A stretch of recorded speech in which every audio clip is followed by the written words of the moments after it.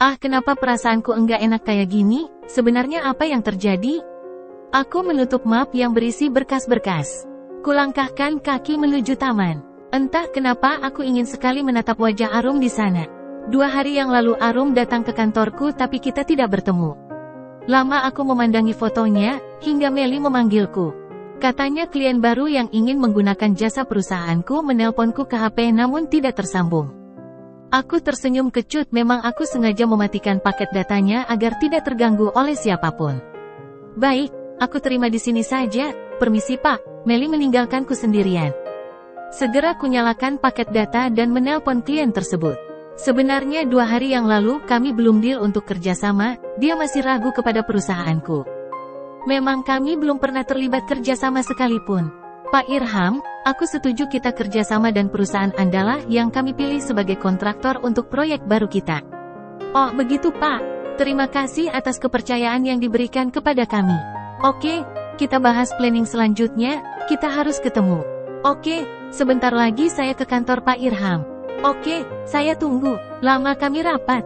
Hingga waktu pulang para karyawan pun tiba tapi rapat belum selesai, akhirnya rapat pun berlanjut.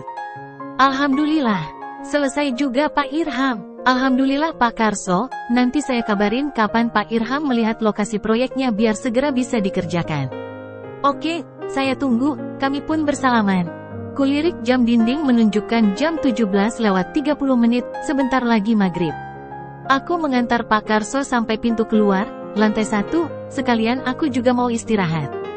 Badan terasa pegal-pegal, tapi ketika menutup pintu dan berbalik terlihat Meli mengangguk, kenapa pula ia masih di kantor ini sedang yang lainnya sudah pulang semua. Memang jam kerja hanya sampai jam 16. Maaf Pak, ya Meli, ada apa? Belum pulang? Lemburkah? Tidak Pak, lalu kenapa masih di sini? Itu Pak, Meli ragu-ragu mengatakan. Ia seperti bingung, aku menatapnya tajam, ada apa? Sebelumnya maaf Pak, saya takut salah, dia meremas tangannya, tadi saya sudah pulang Pak, tapi balik lagi karena ponselku ketinggalan di laci meja. Terus ketika hendak pulang, saya melihat Ina, Oge, masih mengepel lantai. Karena tidak ada rasa curiga saya berlalu dan langsung pulang, tapi ketika sampai tangga ada perasaan aneh. Kenapa Ina sebentar-sebentar melirik ke kantor Bapak? Akhirnya saya kembali ke atas dan benar saja, Ina sedang menguping Bapak. Dia bahkan membuka pelan pintunya agar bisa mengintip. Tadinya saya mau tegur langsung tapi takut ngeles, akhirnya saya foto dan video saja. Saya kirim ke Bapak ya, aku mengangguk, dan tak berapa lama terkirim. Kamu pulang sekarang atau sholat dahulu? Bentar lagi maghrib, saya pulang saja Pak, kebetulan saya lagi tidak sholat. Oke, hati-hati, terima kasih. Meli pun pamit meninggalkan kantorku. Kukunci pintunya dan berjalan menuju kamar. Aku ingin segera membersihkan tubuhku agar segar kembali. Malam setelah sholat Isya dan makan, aku mengecek kembali berkas-berkas kerjasama dengan Pak Karso. Di tengah kesibukanku Fajar menelponku katanya ada yang penting. Kami pun mengobrol dan dia berpesan agar aku berhati-hati. Aku jadi teringat apa kata Meli dan teringat foto serta video yang ia kirim dan belum sempat kubuka. Di akhir perbincangan kami, dia menyebut nama Arum tapi ketika kutanya ada apa dengan Arum dia malah diam. Terdengar suara istrinya mengajaknya berbicara, aku tidak jelas mendengarnya. Pokoknya gitu aja ya. Kamu hati-hati, oke, bro. Makasih. Kemarin Pak Karso mengirim lokasi proyek yang akan kutinjau, ternyata dekat dengan kampungku. Ah, senangnya dapat kerjaan dekat dengan kampung halaman. Aku bisa lama tinggal di sana dan berkumpul dengan keluarga. Pagi ini ditemani Sofyan aku berangkat dengan menaiki mobilku, ia sudah datang dari honeymoonnya. Gimana nih rasanya pengantin baru, ledekku padanya ketika kita sudah di dalam mobilku. Rasa-rasanya, aku nyesel menikah, loh. Emang kenapa, aku yang sedang mengemudi mengalihkan netra ini kepadanya, heran saja kata orang-orang menikah itu enak. Terlihat wajahnya yang datar membalas tatapanku. Hahaha, kena kau ia tertawa terbahak-bahak. Sialan kau, tapi memang iya sih aku menyesal kenapa enggak dari dulu-dulu aku menikah. Hahaha, aku hanya tersenyum kecut mendengarnya. Makanya segera menyusul biar enggak menyesal nantinya, hahaha. Sofyan masih saja tertawa-tawa, ia sepertinya senang banget. Dasar Sofyan ingin aku timpuk kepalanya. Terdengar dering dari gawaiku, segera ku pakai earphone. Assalamualaikum, Yud. Waalaikumsalam, kamu di mana Ham? Kok enggak ada di kantor? Kamu di kantorku? Ya, oh, aku lagi tugas di luar. Kenapa enggak menelponku dulu? Kukira kamu tidak akan kemana-mana. Kenapa semalam enggak bilang? Oh iya sorry, aku lupa memberitahukan kepadamu. Yud, aku lagi ke arah kampung. Jobku dekat dengan kampung. Kamu bisa menyusulku? Kita ketemu di rumah saja. Tidak bro, aku baru dari kampung. Ini baru nyampe. Oh gitu? Iya Ham. Gini Ham. Jika urusanku di sini selesai aku akan menyusul ke sana. Kamu akan lama di rumah? Kurang tahu, mungkin saja 2-3 hari. Kenapa? Oke, kita lihat saja nanti. Selamat melakukan perjalanan. Hati-hati. Oke sobat, makasih. Ham, tunggu. Sebenarnya Arum, ada apa dengan Arum Yud? Sorry aku kurang dengar, bising suara mobil. Aku ke pinggir dulu ya. Oke, enggak usah. Lanjutkan saja perjalananmu. Moga keberuntungan berpihak kepadamu. Amin, makasih. Ku sudahi perbincangannya, aku menggeleng pelan. Sebenarnya apa yang akan dikatakan Yudi? Ah sudahlah semoga Arum baik-baik saja. Ada apa Ham? Suara Sofyan menyadarkanku dari lamunan, meskipun melamun aku masih fokus menyetir. Oh ini, Yudi sekarang ada di kantor. Dia sedang menyelidiki masalah penguntit itu. Kenapa di kantor?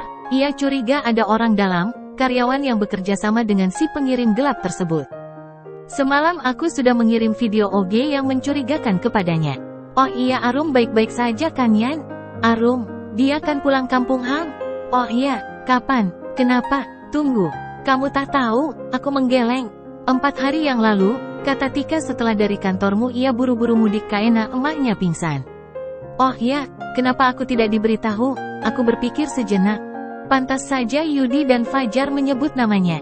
Apakah sekarang Arum dan emaknya baik-baik saja? Aku tahu Ham, kenapa tidak telepon dia saja? Ide bagus, aku pun memencet nomor Arum, tapi hanya terdengar nada sambung saja. Tidak diangkat. Kualihkan langsung ke kontak dan menelpon biasa, sama, tidak diangkat. Berkali-kali aku menelpon tapi tak ada respon. Mungkinkah ia ada di rumah sakit menemani emaknya? Sabar bro, berdoa saja semoga Arum dan keluarganya baik-baik saja. Kita kan sedang menuju ke kampungmu. Oke, Sofyan menenangkanku. Memang aku terlihat sangat mencemaskan Arumku. Jam 8 kurang 10 menit kami memasuki kampung halamanku. Hati ini tiba-tiba berbunga-bunga membayangkan akan bertemu Arum. Sengaja aku menuju rumah Arum karena ingin segera tahu kabar berita darinya. Kok jalanan ramai Ham? Iya ya, aku melihat ke sisi jalan, juga ada umbul-umbul menuju rumah Arum. Ada apa ini? Aku masih saja heran. Ham, kalau ada yang meninggal enggak seperti ini. Tadi sempat kulihat ada janur di depan sana. Mungkin tetangga Arum ada yang menikah, mungkin juga, tapi kami dicegat hansip, mobil kami diberhentikan. Kubuka kaca jendela. Ada apa Pak Soleh? Nak Irham. Kalau mau ke tempat pernikahan, silakan parkir di sana. Pak Soleh menunjuk tempat parkir mobil. Saya tidak menghadiri pernikahan Pak, tapi mau ke rumah teman di dekat situ. 4 rumah dari sini, jelasku kepadanya. Ia melihat rumah warga, seperti menghitungnya. Apa ke rumah Pak Sandi? Iya, Pak Sandinya lagi hajatan Nak Irham, sekalian aja ikut acaranya. Sebentar lagi acara dimulai, penghulu juga sudah datang. Siapa yang nikah Pak? Arum, Dek. Aku segera memundurkan mobil dan memarkirkannya. Sofyan pun tak kalah terkejutnya mendengar penjelasan Pak Soleh tadi. Aku mendekati Pak Soleh kembali dan bertanya kebenarannya, ia mengangguk dengan pasti.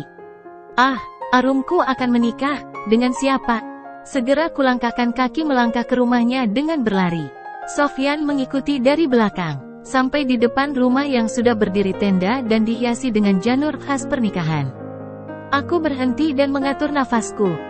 Terdengar Pak Sandi bersuara, aku nikahkan engkau dengan anakku Ningrum Ayu Sandrina binti Sandi dengan mas kawin seperangkat alat sholat dan emas perhiasan senilai 10 gram. Dibayar tunai. Segera kakiku melangkah masuk untuk menggagalkan pernikahan ini. Aku tidak ingin Arum menikah dengan orang lain, tidak. Aku harus mendengar penjelasannya terlebih dahulu sebelum ia menikah. Jika memang dia mencintai calon suaminya, aku siap untuk melepasnya. Calon suaminya hendak berkata, aku cegah saja. Tunggu, Aku tidak setuju pernikahan ini berlanjut. Bersambung.